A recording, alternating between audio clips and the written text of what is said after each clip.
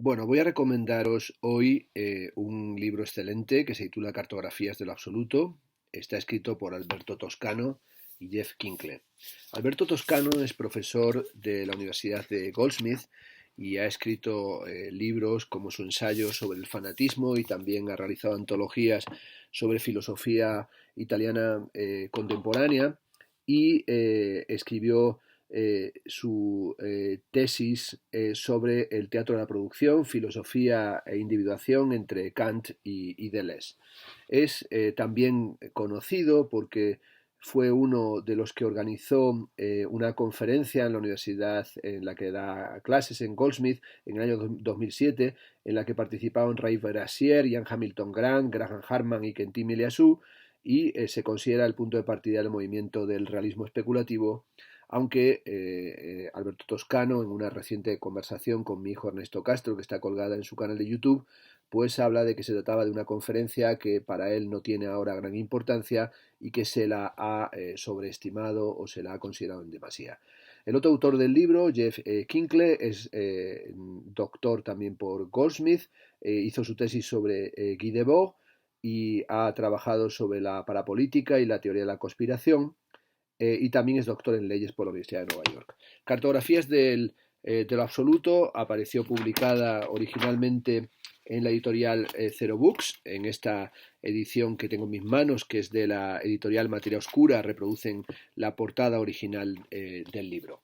Bueno, se trata, como digo, de un libro sumamente interesante en el que Alberto Toscano y Jeff Kinkle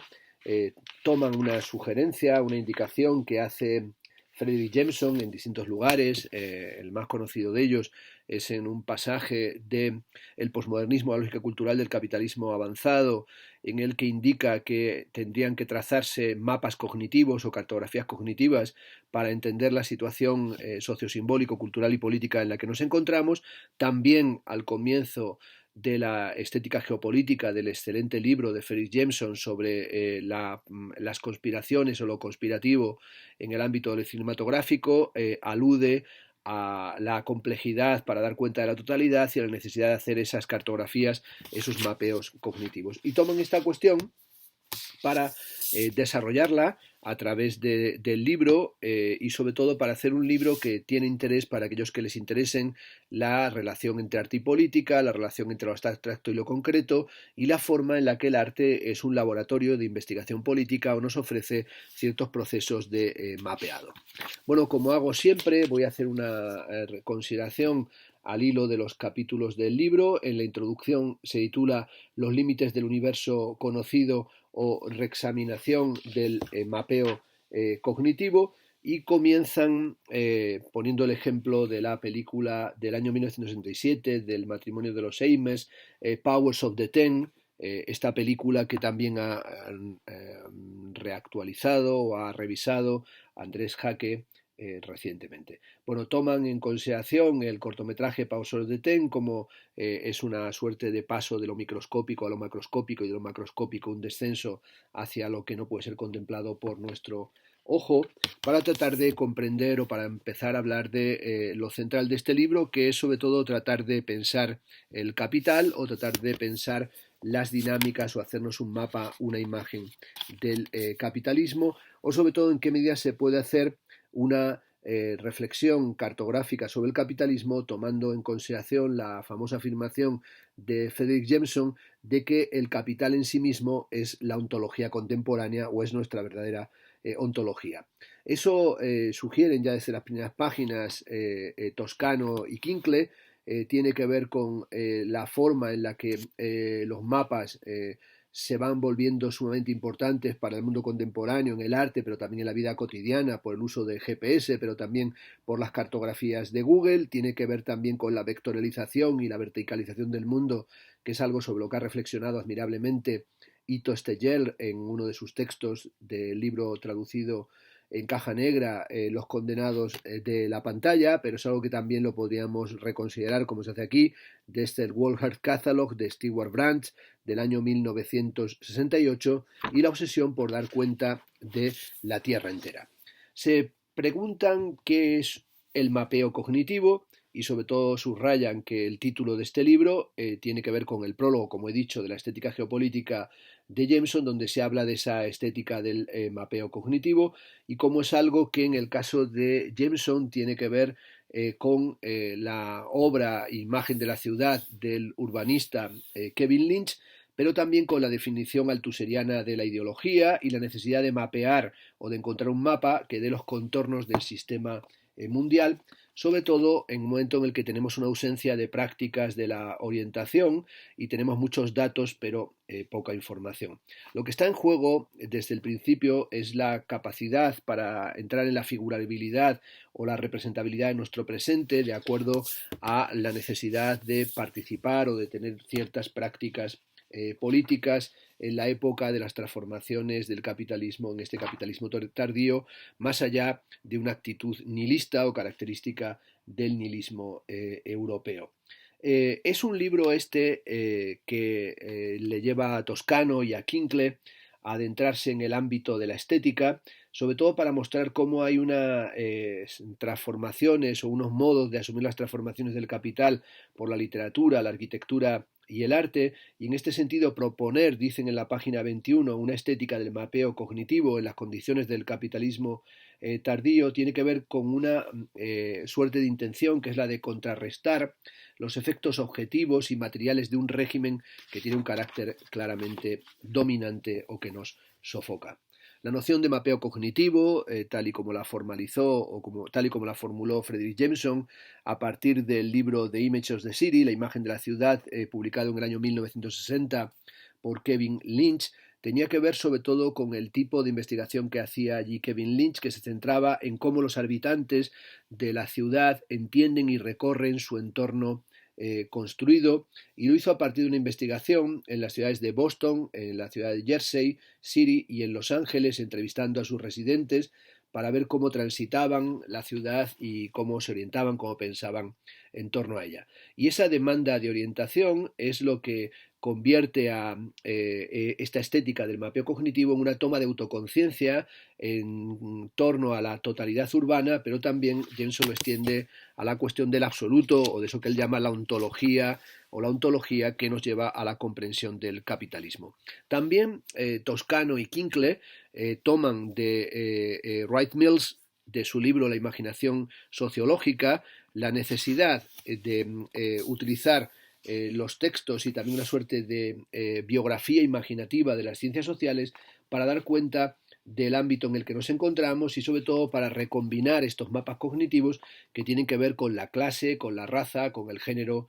con la sexualidad y sobre todo en un momento en el que, como dicen, estamos afectados por transformaciones de la práctica política, tenemos que empezar a pensar los nuevos usos de la ciudad y qué está sucediendo con las ideologías y cómo se está configurando unas nuevas visiones del mundo. La hipótesis que tienen Toscano y Kinckle en este libro es que la experiencia estética o las formas de la experiencia artística son o están marcadas por las geografías y los ritmos del capitalismo y que nos permiten a través de sus narrativas entender las transformaciones que estamos viviendo y sobre todo que nos permiten conectar lo abstracto con la experiencia de la vida cotidiana. Se trata, por tanto, de una torsión de las perspectivas políticas desde el punto de vista de la estética, y esto lo van a hacer prestando atención a distintos fenómenos, desde, por ejemplo, la portada o el mapa que propone para la reedición en la portada de la Sociedad del Espectáculo Guy Debord, a lo que sería las investigaciones que nos permiten visualizar el capitalismo a partir de los propios textos de Frederick Jameson y sobre todo cómo visibilizar y narrar el capitalismo en un momento en el que no tenemos ninguna perspectiva que pueda ser la perspectiva central y tal vez evitando cualquier perspectiva central. Lo que señalan Toscano y Kinckle es que la cartografía sobre todo está dando enormes rendimientos en el campo de la crítica y de la praxis del arte contemporáneo. Así nos dice que durante los últimos años han podido verse un número significativo de exposiciones de arte dedicadas al tema de el mapeado, como sería Uneving Geographies, Arte y Globalización, comisariada por T.G. Demos y Alex Farquharson, en Nottingham Contemporary, o también Whose Maps Is This en el INIVA de Londres, pero también como hay publicaciones, libros que nos hablan de esta nueva cartografía política y que sobre todo le podrían llevar a hablar, como hacen aquí, de un cierto giro cartográfico en las artes. Y sobre todo cómo el mapa y la cartografía se ha convertido en uno de los fetiches cruciales de la contemporaneidad. Aunque sobre todo, señalan al final de la introducción, es conveniente hacer una advertencia e incluso una negación del problema del mapeo cognitivo, tal y como hizo su principal defensor, que fue, como he dicho, Frederick Jameson. Ya que todos, dice Jameson, saben lo que es un mapa, hubiera sido necesario añadir que el mapeo cognitivo no puede, al menos en nuestros días, suponer algo tan sencillo como un mapa. De hecho, una vez comprendido a qué apunta el mapeo cognitivo, es indispensable descartar toda forma de pensamiento en el mapa y el mapeo e intentar imaginar otra cosa. Lo absoluto, según el enunciado resueltamente hegeliano de Jameson, es un sustituto de la totalidad de las relaciones de clase a escala global. Por tanto, una teoría social del capitalismo como totalidad y las imaginaciones y estéticas que se esfuerzan en ellos solo podrían ser distinguidas por un exceso de coherencia, tal como lo ven sus opositores, al extremo de que disimulasen las incoherencias, las contradicciones, las diferencias o los desequilibrios en su objeto y rechazasen reconocer su actividad teórica con todos los dispositivos altamente artificiales, estilísticos, políticos y metodológicos. Eso es algo que dicen Toscano y Kinckle en la página 35. El primer capítulo se titula La estética y la economía. Y sobre todo en él tratan de saber qué aspecto tiene el espectáculo. Aquí hacen un análisis, como he dicho, de la portada de la edición de 1981 de Champs Libres de Guy Debord, y cómo colocan en esa portada un mapa en la época del Homo espectator, y cómo nos adherimos, decía Debord, a la sociedad del espectáculo como una herramienta convincente para comprender los panoramas del capitalismo. Esta cuestión del panorama del capitalismo le lleva a Toscano y a Kinckle a analizar la relación entre visión y valor en los momentos de crisis, retomando el ensayo de Susan Buck-Moss en Visioning Capital, pero también la cuestión de los panoramas, y los diagramas y las imágenes de la economía desde el siglo XVIII, como François Quesnay en su Tableau de Économique, y como esos diagramas nos presentaban el flujo de las transformaciones económicas, o también el Atlas Comercial y Político del año 1786 de William Paliphar, y cómo tenemos que intentar ver la economía, o cómo esa dimensión de visualización de la economía es una de las cosas fundamentales que intenta o que traza Carlos Marx en su monumental obra El Capital. Y cómo esa dimensión de ventriloquía o esa dimensión de fetichismo de la mercancía hace que sea difícil representarnos cómo se producen las situaciones de generación de plusvalía y la manera en la que detrás de las mercancías se esconden las relaciones de dominación y las relaciones de subordinación, y cómo podemos ir visualizando el capital de distintas formas. Por ejemplo, en la manera en la que retoman películas como Wall Street de Oliver Stone del año 1987, o las secuelas de esa película de Oliver Stone, o cómo aparece el lobo de Wall Street en la película de Martin Scorsese. Pero también, por ejemplo, aquí revisan la teoría del actor red de Bruno Latour, y como toda esa teoría del actor red de Bruno Latour tendría que ver con la cuestión de los panoramas, o esa cuestión del panorama que ha sido analizada entre otros por Jonathan Crary, y cómo esa dimensión del panorama, que la encontramos también en los textos de Walter Benjamin, la construcción del interior y la aparición de los pasajes en la protohistoria del capitalismo, serían fundamentales para entender cómo nos vamos introduciendo en una fantasmagoría, o en la construcción de la fantasmagoría de la generación de bienes y la generación de servicios, la transformación, digamos, de la economía en el comienzo de la modernidad. También analiza la importancia que tienen los mapeados en la obra de los artistas Max Lombardi, y sobre todo en las fotografías, en la Fish Story de Alan Sekula, y cómo él analiza allí la cuestión del capitalismo marítimo, pero también esa inserción o esa revisión de la geografía oscura, como aparece en la obra del geógrafo, artista y escritor Trevor Paglen. Especialmente en su serie The Other Night Sky, y cómo a través de esa obra va mostrando la dimensión del secretismo y de esa especie de contrasublimidad propia de nuestra época, que es la época de un keynesianismo de carácter militar, y cómo aparece una geografía oscura. Hay un subcapítulo de este que se titula La conspiración como totalidad, que es una remisión al texto introductorio de la estética geopolítica de Frederick Jameson, y de hecho aquí citan una frase de él que dice: es tentador afirmar que la conspiración es el mapeo cognitivo del pobre en la era posmoderna. Es una figura degradada con respecto a la lógica total del capitalismo tardío. Un intento desesperado de representar los sistemas de este, cuyo fracaso viene marcado por su deslizamiento hasta convertirse en meras temática y contenido.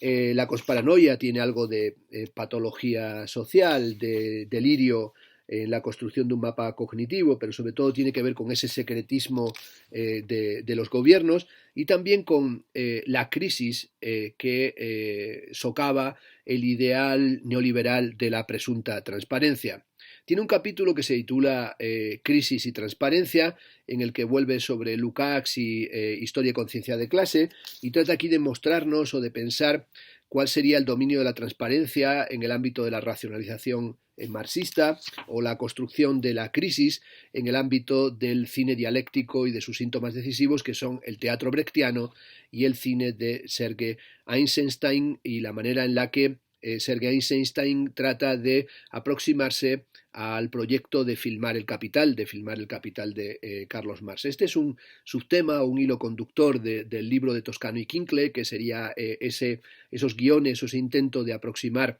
lo particular y universal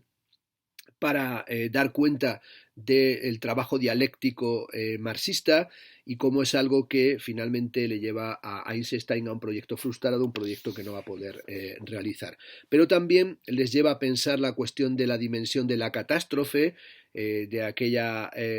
concepción de lo catastrófico que también Susan Buchmos analizó en el régimen soviético y en el ámbito de la estética del plan, y esa dimensión de la estética del plan les lleva a plantear los protocolos de lo que sería una cartografía comunista a partir de la noción de planificación, pero la importancia que tiene también el mapeo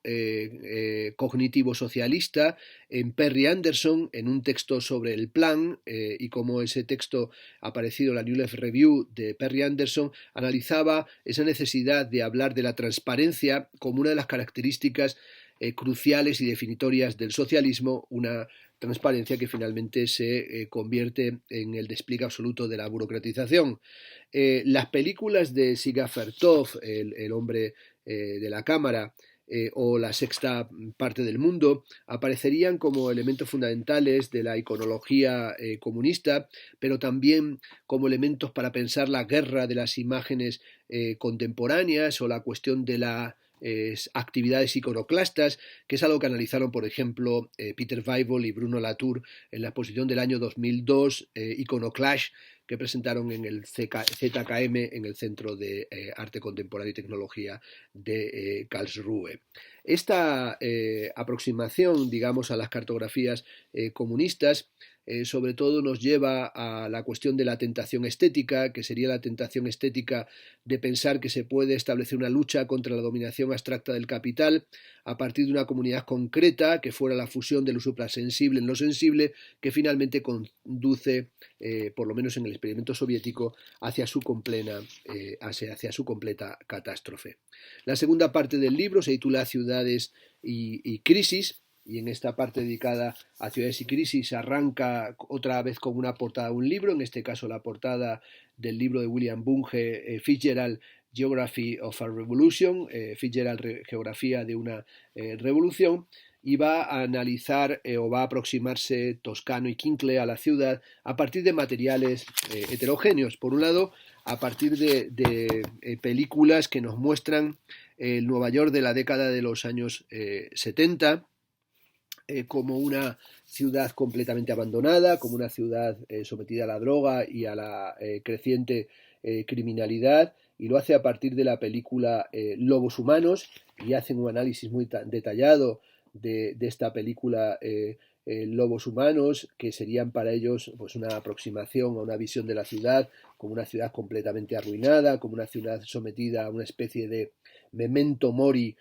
capitalista, que conduciría luego a películas como La jungla del asfalto, que sería una representación de la crisis generalizada o la crisis urbana de Norteamérica, y cómo este tipo de películas, como sería la película 1997, Rescate en Nueva York, de John Carpenter del año 1981, serían una reflexión sobre el abandono completo de la ciudad y el abandono a su marginalización, a su precarización, a la criminalidad creciente de la ciudad, una ciudad planificada para que sea una ciudad crítica y una ciudad de crisis, y aquí van tomando materiales de David Harvey, de sus reflexiones sobre la condición urbana,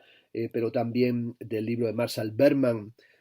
sobre todo lo que es sólido se disuelve en el aire, la experiencia de la modernidad, sobre cómo Robert Moses ya planificó la destrucción, la transformación del Bronx y la conversión de los Estados Unidos en una continuidad de las Freak Parkways, de las autopistas, que evidentemente son autopistas para los blancos, que tienen que segregar racialmente a aquellos que Robert Moses consideraba unos indeseables, a saber, los negros, ¿no? En la página 121 se alude al ensayo clásico de George Simmel, que dice que en el caso de la ruina, el hecho de que la vida, con su riqueza y sus cambios, una vez medró aquí, constituye una presencia inmediatamente percibida. La ruina crea la forma presente de la vida pasada, no según los contenidos o los restos de dicha vida, sino según su pasado como tal. Esa dimensión de la ruina le llevan a Toscano y a Kincle a revisarla o a tomar en cuenta la exposición Ruinlust, esa exposición sobre los ornamentos del tiempo y la condición de la ruina, y esa dimensión de lo ruinoso les lleva a hablar de distintos artistas que se han preocupado por lo que llamaríamos el ornamento catastrófico, como sería el caso del fotógrafo Camilo José Vergara, que es un pionero en la fotografía de ruinas en los Estados Unidos y en la reflexión sobre esa situación de la ciudad, y sobre todo también le lleva a Toscano y a Kincle a tener siempre muy presente las reflexiones de Martha Rosler y Alan Sekula sobre el documental sentimental, ¿no? Es decir, esa dimensión del documental sentimental que lleva a presentar la ruina o a presentar la pobreza o la degradación sin ninguna reflexión sobre las condiciones políticas que generan precisamente esas situaciones, ¿no? Y las fotografías de Camilo José Vergara, de Nueva York, pero también de Detroit, tienen que ver con esa cantidad de material sobre el arruinarse de lo metropolitano, que sería una especie de guerra civil interna, una guerra civil de la propia sociedad capitalista, en este caso de la sociedad norteamericana. El proletariado, dicen en la página 130,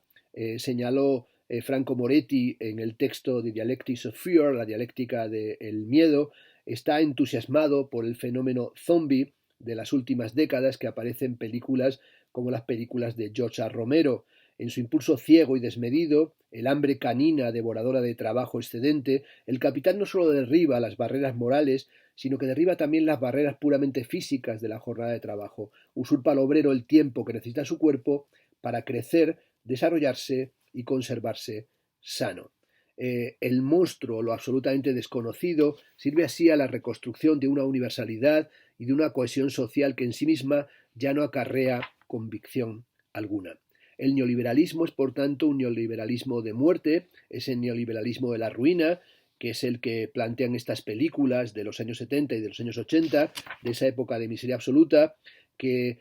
ha ido desapareciendo en la medida en que las actividades policiales o la dimensión hiperpolicial que impuso en la ciudad Rudolf Giuliani estableció una suerte de pax, una paz, pero en realidad la paz neoyorquina es la paz que tiene que ver también con la demolición del World Trade Center y con las secuelas y con el estado psicológico que queda en la ciudad después de la caída de ese edificio gemelar, de ese doble ataúd diseñado por Yamasaki, y que hace que la ciudad sea una ciudad sometida verdaderamente a la nueva psicología y ecología del miedo. También dedican un capítulo especialmente brillante que se titula Baltimore como mundo y representación, y este se dedica a la serie de David Simon The Wire, y nos habla de cómo, bueno, es una reflexión sobre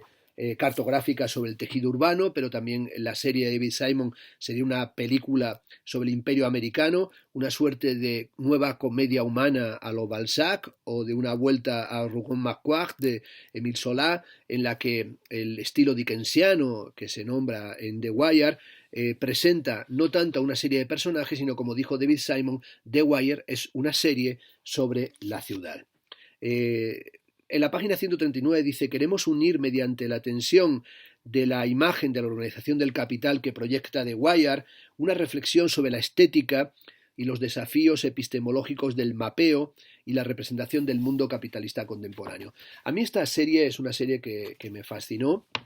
Es una serie sobre la que he hablado en muchas ocasiones en clase, y que también he comentado en algunos de mis ensayos y en algunos de mis libros. Es una serie sobre la que ha escrito Fredric Jameson, sobre la que ha escrito Slavoj Žižek, y sin duda es una de las grandes series sobre el hipergueto, pero no solamente sobre el hipergueto de West Baltimore, sino sobre el hipergueto de la contemporaneidad o la sociedad contemporánea como una sociedad sometida a todos esos estratos del hall, de los corners, de los muelles, de los periódicos, de las escuelas, de las concejalías y de la política, que va generando una creciente marginalización y que va constituyendo lo que se podría llamar lo grotesco neoliberal, ¿no? Esa dimensión grotesca neoliberal que David Simon refleja con tremenda lucidez. En una ocasión se dijo que David Simon era el marxista más brillante al frente o al cargo de una serie de televisión, aunque, bueno, Simon ha dicho que él, más que marxista, es en realidad alguien que toma todas sus temáticas de la tragedia griega. Toscano y Kincle señalan que, más que un marxista, se podría ver The Wire en la línea de las reflexiones de Cal Polanyi en su libro La Gran Transformación, cuando Cal Polanyi señalaba que el control del sistema económico por el mercado tiene irresistiblemente efectos en la organización de la sociedad en su conjunto, y esto significa simplemente que la sociedad es gestionada en tanto que auxiliar del mercado. En lugar de que la economía se vea marcada por las relaciones sociales, son las relaciones sociales las que se ven encasilladas en el interior del sistema económico. La oligarquía americana, obsesionada evidentemente por el dinero, encuentra una representación de tremenda crudeza en The Wire, y sobre todo parece como si The Wire fuera una serie que reflejara a la perfección los ideales friedmanianos, los ideales del neoliberalismo originario, y sobre todo es una especie de película que nos marca una ruta a través del mal, pero sobre todo presenta la realidad, eso real que decía el co-guionista Ed Burns, es demasiado poderoso y no podemos perder nunca de vista. Lo que está reflejando The Wire es evidentemente el control planetario, la situación de vigilancia, es una mezcla entre el realismo y la abstracción, pero sobre todo es una película en la que los propios policías tienen que orientarse a través de la pizarra, tienen que saber si siguen las conversaciones, si siguen la droga o si siguen el dinero, siguen la ruta del dinero. Y es fundamental, y así lo señala en la página 152, aquel pasaje en el que de repente el policía McNulty entran en la casa de Stinger Bell, el pragmático lugarteniente de la organización de Barksdale, y se encuentran que en casa de Stinger Bell, en una de las estanterías, este tiene el libro de Adam Smith, La riqueza de las naciones, porque está estudiando económicas en la universidad. Y McNulty se pregunta: ¿a quién coño hemos estado siguiendo?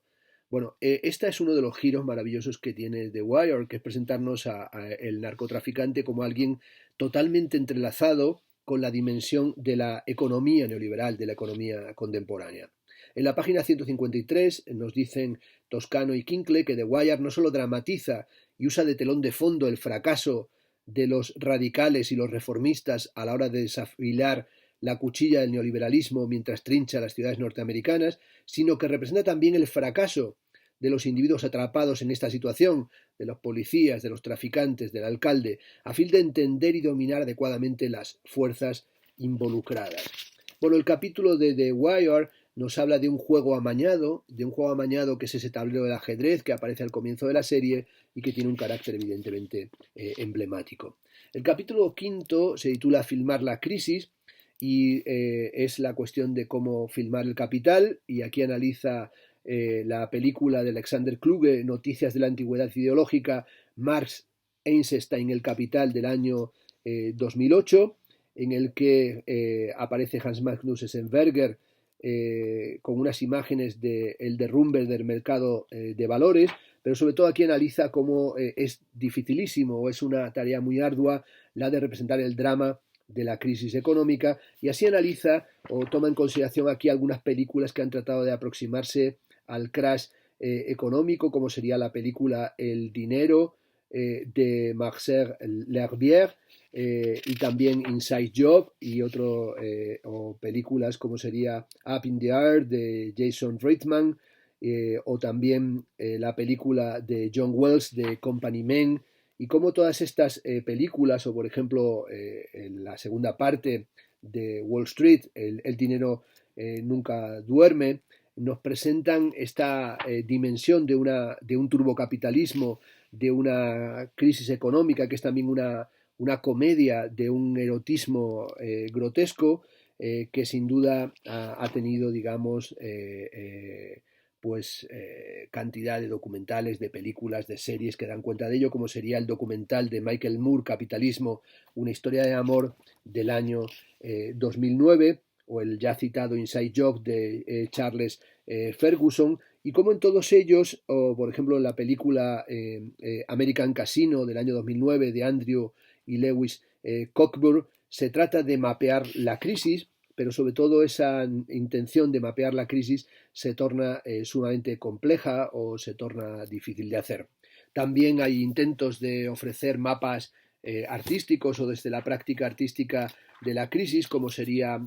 por ejemplo, la videoinstalación de Isaac Julien, Playtime, que nos presenta la crisis desde el punto de vista del capitalismo, pero también desde el punto de vista del arte, y cómo genera un punto de agotamiento máximo, y cómo retoma la película Playtime, de la que toma el título, de Jacques Tati, y también cómo aparece asociada a los diálogos de Isaac Julien con David Harvey, ¿no? Y cómo Playtime articula una serie de retratos muy estilizados a partir de una serie de figuras arquetípicas: el marchante de arte, el artista en bancarrota, la trabajadora doméstica, el subastador o el gestor de fondos de inversión. Esta instalación Playtime se ha mostrado en muchas ocasiones. Yo la pude ver cuando se presentó en la Galería Helga de Alvear en Madrid. Bueno, critican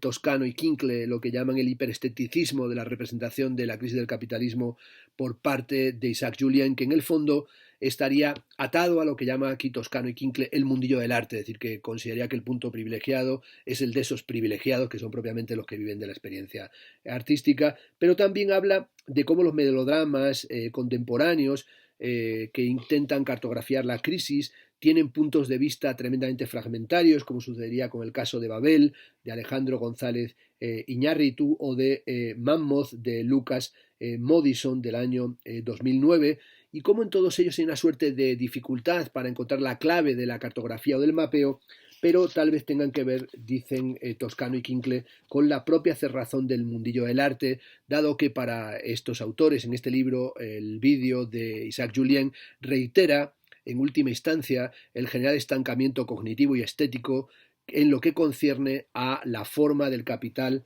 la crisis y sus contradicciones, y sobre todo piensan que es una obra que no ha desencadenado destello alguno de comprensión, porque no da cuenta adecuadamente de los conflictos y no desvela ninguna conexión que no sean las conexiones esperadas. En la página 180 dice que lo que la obra de Julien demuestra finalmente es que la representación del capital puede convertirse en una de las mitologías de nuestros días. Cuanto más embrujados estamos por la crisis y la financiación, mayor riesgo corremos de tratar a la estética capitalista como una estética del capital, confundiendo redundancia y representación con la visión compleja que nuestro contemporáneo demanda.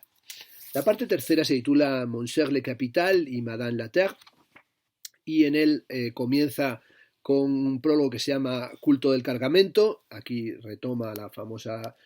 teoría antropológica de los cargo cult, de la religión de los cultores de carga, y va a asociar esa cuestión con el fotomontaje Cargo Cult de Martha Rosler, Body Beautiful, Beauty Knows No Pain, realizadas entre 1966 y 1972, pero también la serie Bringing the World Home, trayendo la guerra a casa, que inició en el 67, pero que ha continuado hasta recientemente. Y cómo los cultores de carga, con esa religión de los embalajes, tendrían que ver en cierta medida con una reflexión sobre la logística o qué supone la logística en el ámbito de la toyotización o en el ámbito de la containerización. Bueno, en toda esta parte final del libro va a desplegar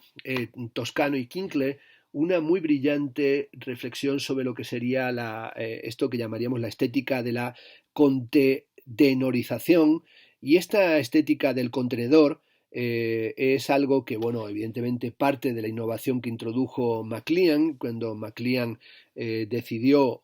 a mediados de los años 50 transformar el transporte de mercancías, llevando directamente en la cajetilla, llevando directamente el elemento del camión, colocándolo directamente dentro del barco para facilitar las tareas de la logística, y esa contenerización se convierte en un eufemismo que alude a problemas políticos y estéticos, que serían los problemas de la estandarización, de la homogeneidad, de la modularidad, de la fungibilidad y de las eficiencias, en un momento crucial, que sería ese momento de transformación de las redes de transporte, y sobre todo como en esa transformación de las redes de transporte pues aparecen a partir de los años 50, pero van a ser también asimiladas por el campo del arte, como sucede en la ya citada serie fotográfica de Alan Sekula, Fish Story, en la que alude al contenedor como fetiche de la experiencia capitalista contemporánea, y cómo esa imagen del contenedor, esa imagen del container va apareciendo a través de muchas formas artísticas. Por ejemplo, en la novela Gomorrah del año 2006 de Saviano, en la que abren un container y encuentran cadáveres de chinos muertos, de acuerdo al famoso tópico, ¿no?, de que los chinos son devueltos a su país porque no son enterrados en el país en el que están viviendo cuando son emigrantes, o también con el container, el contenedor que aparece en The Wire, cuando en la segunda temporada abren un contenedor y se encuentran con cadáveres de prostitutas de la Europa del Este. Toscano y Kinckle analizan en toda esta parte del libro la cuestión de la opacidad de la caja, o la dimensión del box, de la caja, como un sistema de agencia espaciotemporal que tiene un papel en los sistemas capitalistas y de logística y de transporte, pero también en el seno del arte contemporáneo, en todo lo que sería desde las cajas, podríamos decir nosotros, de brillo de Warhol hasta el minimalismo, pero que sobre todo tienen que ver con la dimensión de la homogeneización flexible, con esa dimensión de los paisajes de la logística, tal y como los analizan Toscano y Kinckle en esta parte, ¿no? Señalan también que evidentemente esta lógica del contenedor o esa estética del contenedor tiene que ver con el poder de la retícula, con ese poder de la retícula que analizó ya Lewis Mumford en Técnica y Civilización y en El Pentágono del Poder, pero que también se encuentra en el panóptico de Jeremy Bentham y en la relectura que del mismo hace Michel Foucault en Vigilar y Castigar, y también en el texto del año 79, Grids, Retículas, de Rosalind Krauss, o incluso en Delirious New York del arquitecto Ren Koolhaas. En un momento dado van a poner también en conexión esta cuestión de la estética del contenedor con la cuestión del almacenamiento y la circulación y la lógica espaciotemporal del capitalismo, con lo que sería la reflexión sobre la utopía de los centros comerciales, como aparece en el famoso ensayo de Valencias de la dialéctica, el ensayo sobre Walmart,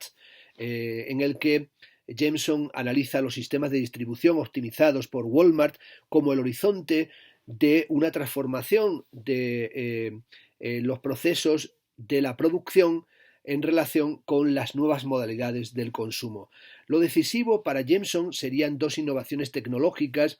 que generan o que afectan a la ubicuidad de la logística capitalista, que son el código de barras y el contenedor. Jameson cita la conceptualización del código de barras planteada por Hosoya y Schaeffer como una serie de estructuras de bits y una nueva infraestructura dentro de la ciudad que proporciona una sincronización y una organización sin precedentes. Podríamos también aludir a la paletización o al desmontaje o a la venta de muebles desmontados por parte de IKEA como un elemento fundamental dentro de esta estética del contenedor y estas nuevas logísticas y estas nuevas formas del consumo. Toscano y Kinkley van a ir mostrando cómo estos paisajes logísticos están transcodificados en el ámbito de las imágenes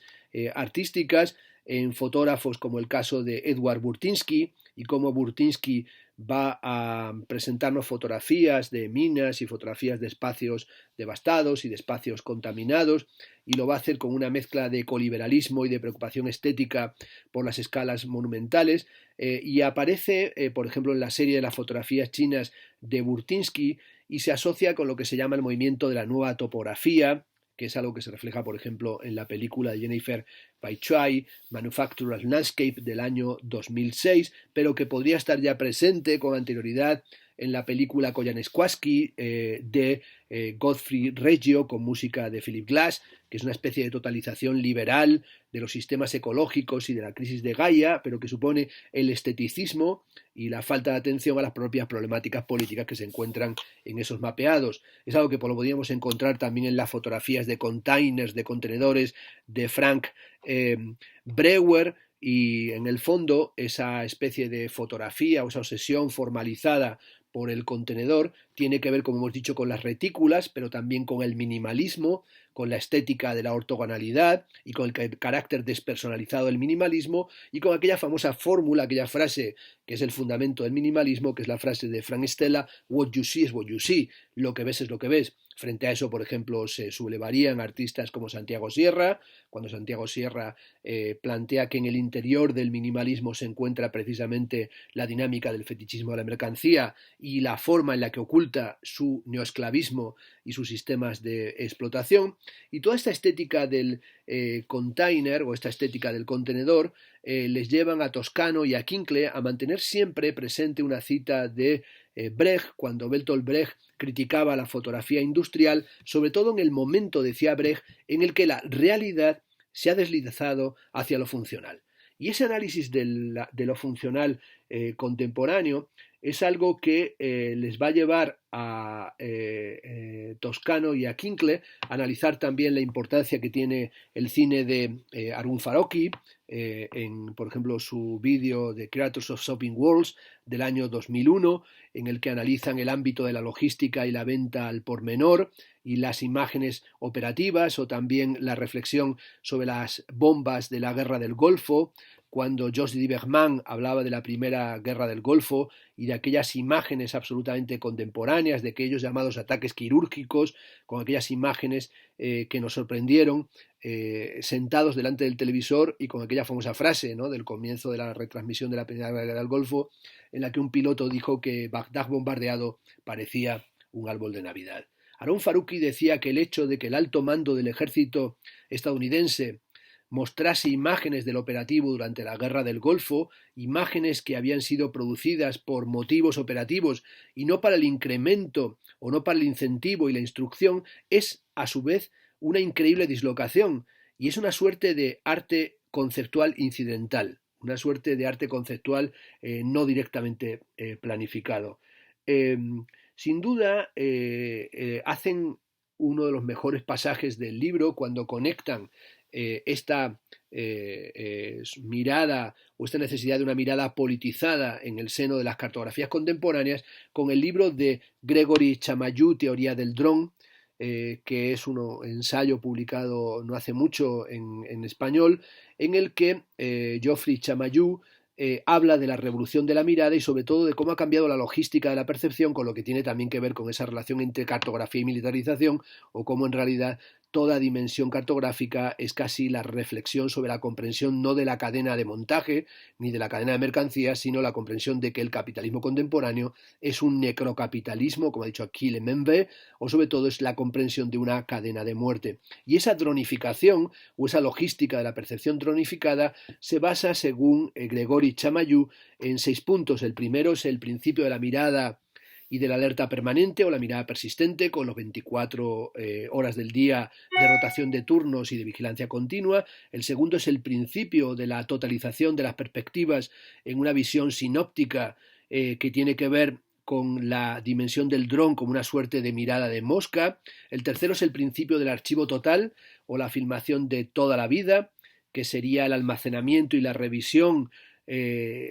para generar perfiles, que sería también el cuarto punto, el principio de la fusión de los datos, y como el dron es un elemento de sinestesia que hace correlación de información visual, auditiva y de cualquier índole. El quinto es el principio de esquematización de las formas de vida, que consiste en la elaboración de perfiles algorítmicos de individuos peligrosos y de patrones de vida para realizar lo que se llama ataques selectivos, y esta parametrización es en realidad el mundo del algoritmo de las redes contemporáneas. Y el sexto es el principio de la detección de anomalías y la anticipación preventiva, que es lo que crea el ritmo análisis militarizado de este poder de muerte. Esta es la utopía imperialista de una información sin límites, que es lo que han intentado agencias como la NSA, que se podía conectar con la película Minority Report y con esa filmación de toda la vida, y la necesidad de cambiar la mirada, pero también con aquella imagen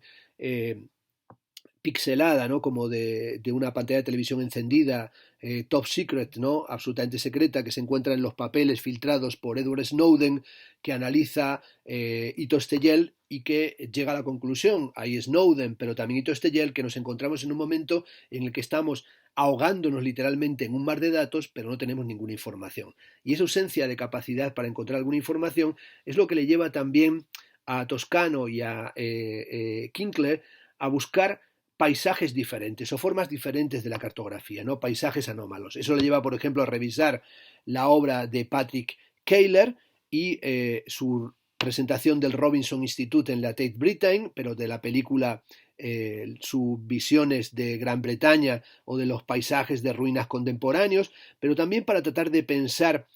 cómo nos encontramos en el seno de una estética de la indiferencia, en el que el paisajismo contemporáneo, un poco en la lógica del Fukeiron, ¿no? De esa teoría del paisaje japonés, en la que ciertos artistas japoneses de los años 60 y principios de los 70 nos presentaban un paisaje que era un paisaje entre la ruina y lo abandonado, pero también de lo que acaso pueda ser repolitizado, subvierte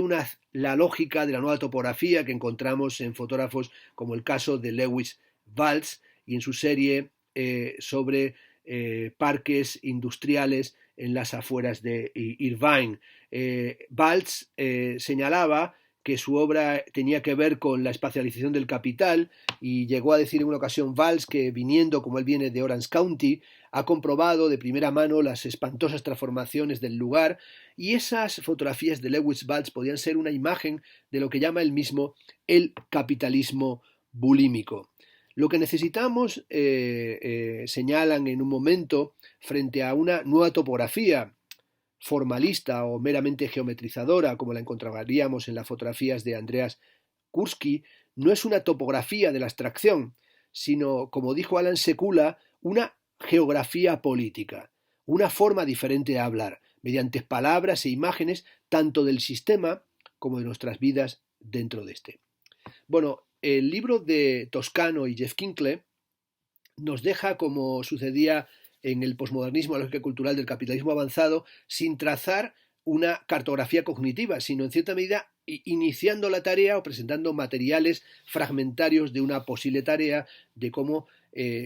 convertirnos en cartógrafos de nuestra época o hacer una ontología del presente, entendiendo que esa ontología tiene que ser necesariamente la de una logística, la de una estética, la de una ética, una poética de contracrítica o de crítica de aquellas imposiciones que genera el capitalismo neoliberal. Y eso que necesitamos es tratar de pensar en el final de la política de la indignación o en el colapso de la política de la indignación,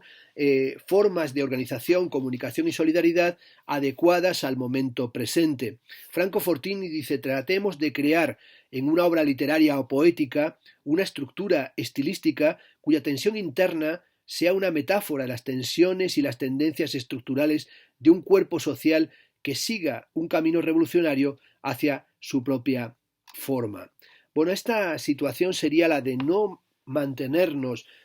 como espectadores de un naufragio, sino entender que nosotros estamos contemplando el naufragio de nosotros mismos, es decir, que estamos sometidos a un barbarismo diario, en una suerte de Gestell, en el sentido heideggeriano, un dispositivo absolutamente desquiciado, y tenemos que superar la medusa de la abstracción real, la petrificación, para encontrar modos de comprender el capitalismo y de cartografiarlo. Hacia el final del libro,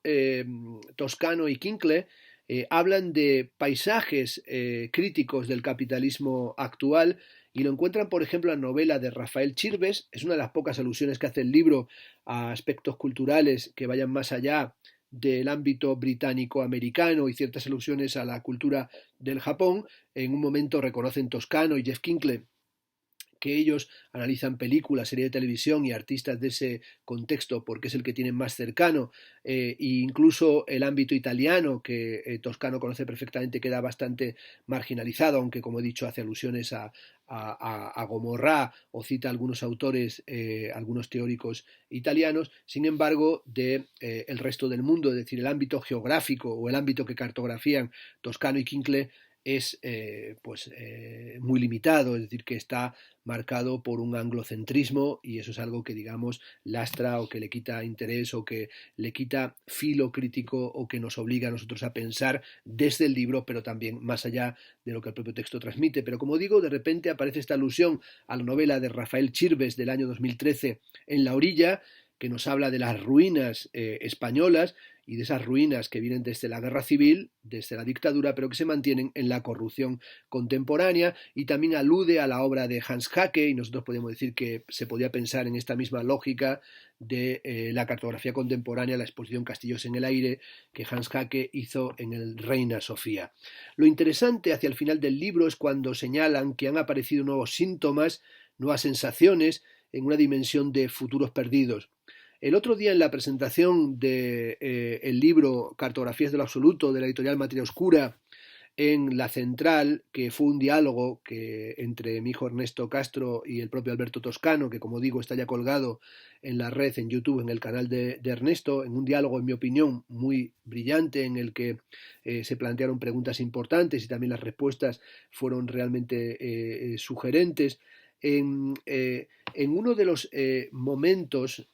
o cuando acabó y dieron pie a que pudiéramos hablar los que estábamos en el público, yo le pregunté qué relación había tenido con Mark Fisher y también, sobre todo, qué relación tenía con la ontología, con la espectralización o con la retromanía y con ese idea de los futuros perdidos que aparece en el libro póstumo Los fantasmas de mi vida de Mark Fisher, que ha sido recientemente traducido también por la editorial argentina Caja Negra. Y ahí él me dijo que para él Mark Fisher era más que un tema de investigación, era un amigo, pero que había cosas con las que sin duda se mantenía permanentemente en diálogo. Y creo que esta parte final del libro sobre los nuevos síntomas, sobre las nuevas sensaciones, sobre los futuros perdidos, tiene algo que ver con Mark Fisher, sobre todo cuando sugieren que hay que buscar narrativas inhóspitas que corroan o que entren en corrosión con la posibilidad de la rabia colectiva y que nos permitan dar cuenta de la nueva estructura de sentimientos, y que lo decisivo, y esto me parece así decisivo evidentemente, es que no reconozcamos nuestros horizontes como cerrados, es decir, necesitamos abrir los horizontes, es decir, no necesitamos meramente una descripción del molino satánico, en el sentido de Cal Polanyi, no necesitamos únicamente una suerte de ontología política cerrada, como sucede en Vigilar y Castigar de Michel Foucault, sino que necesitamos pensar una dimensión intersticial, es decir, necesitamos pensar más allá del estado de ánimo contemporáneo, que es el estado de la ansiedad. Es decir, hay que pensar más allá de lo maníaco-depresivo, de lo estrictamente bipolar, sobre todo para enfrentarnos a una curiosidad que no tenga fin. Así, por ejemplo, ellos introducen una cita del Leviatán de Hobbes, en un momento en el que se habla sobre la creencia religiosa y el poder invisible de Dios, en el que se plantea la cuestión de hasta dónde puede llevarnos la curiosidad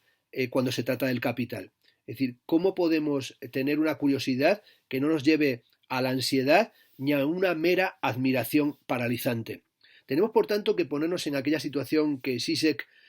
convirtió en título de un libro, ¿no? En defensa de causas perdidas, ¿no? Y hay que observar a través de la prospección revolucionaria para revisar la articulación del conocimiento, de la abstracción capitalista y de la acción colectiva. Hay que pensar en el seno de los entresijos horrendos contemporáneos y el libro termina haciendo de nuevo reconocimiento a los postulados de Jameson y de Wright Mills cuando señalan que sería un error pensar que una política con voluntad totalizadora presupone alguna clase de visualización o cartografía en sentido estricto.